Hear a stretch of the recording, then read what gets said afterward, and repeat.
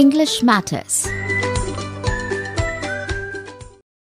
Show, നിനക്ക് നമ്മുടെ രണ്ടുപേരുടെയും ഇടയിൽ തന്നെ ഇരിക്കണമെന്ന് എന്താ ഇത്ര നിർബന്ധം? അതെ, ഈ സ്ഥലത്തിരുന്നാലേ നിങ്ങളുടെ എല്ലാവരുടെയും ഇടയിൽ എന്താണ് ഇത്ര ഗംഭീര ചർച്ച എന്ന് വ്യക്തമായി മനസ്സിലാവുകയുള്ളൂ. നിങ്ങൾ ഇപ്പോൾ കേട്ട രണ്ട് വാചകങ്ങളിലും ഇടയിൽ എന്ന വാക്കുണ്ട്. ഇതിൽ ആദ്യത്തെ വാചകത്തിൽ രണ്ടുപേരുടെ ഇടയിൽ ആണ്, അതായത് ബിറ്റ്വീൻ ടു പേഴ്സൺസ്. രണ്ടാമത്തെ വാചകത്തിൽ എല്ലാവരുടെയും ഇടയിലാണ്, അഥവാ രണ്ടിൽ കൂടുതൽ പേരുടെ ഇടയിൽ, അതായത് അമങ് numerous people.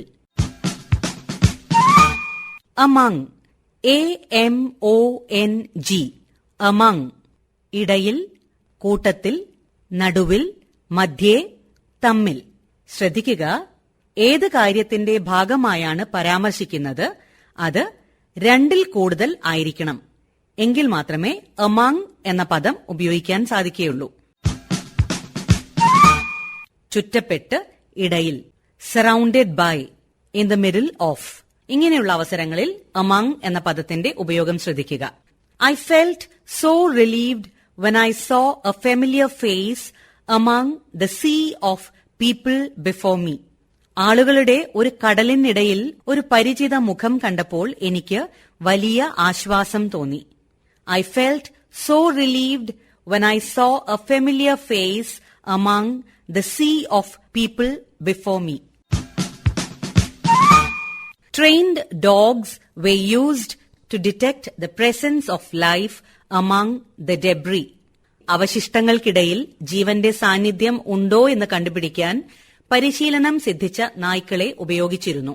Trained dogs were used to detect the presence of life among the debris. Debris, DEBRIS, debris.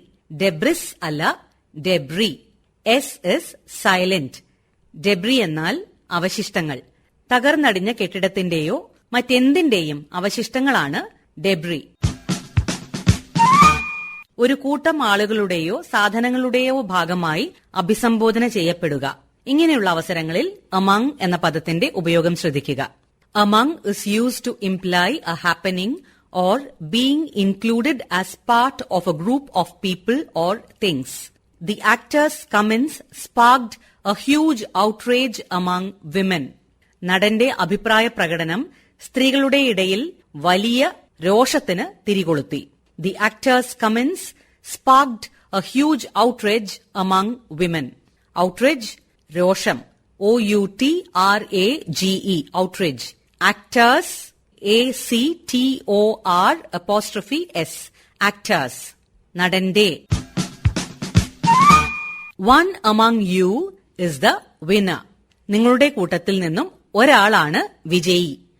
One among you is the winner. J is one among the few who have the expertise to speak on the matter. വിഷയത്തിന്മേൽ സംസാരിക്കാനുള്ള വൈദഗ്ധ്യം സിദ്ധിച്ച ഏതാനും ചില ആളുകളുടെ കൂട്ടത്തിൽ ഒരാളാണ് J. J is one among the few who have the expertise to speak on the matter. Few people among the audience can come on stage and give feedback. കാണികളുടെ കൂട്ടത്തിൽ നിന്നും ഏതാനും ചില വ്യക്തികൾക്ക് സ്റ്റേജിലേക്ക് വന്ന് അഭിപ്രായം പറയാവുന്നതാണ്. ഈ സെന്റൻസിൽ among എന്ന പദത്തിന് പകരം from എന്നും ഉപയോഗിക്കാം. Few people from the audience can come on stage and give feedback. I was there among the audience when you were performing on stage. താങ്കൾ വേദിയിൽ അവതരിപ്പിക്കുമ്പോൾ ഞാൻ കാണികളുടെ ഇടയിൽ ഉണ്ടായിരുന്നു. I was there among the audience when you were performing on stage. ഇനി നമ്മുടെ ആദ്യത്തെ സെന്റൻസിലേക്ക്. I will be able to follow the discussion going on among you only if I sit here. ഇവിടെ ഇരുന്നാൽ മാത്രമേ നിങ്ങളുടെ ഇടയിൽ നടക്കുന്ന ഈ ചർച്ച എന്താണ് എന്ന് എനിക്ക് വ്യക്തമായി മനസ്സിലാവുകയുള്ളൂ. I will be able to follow the discussion going on among you only if I sit here.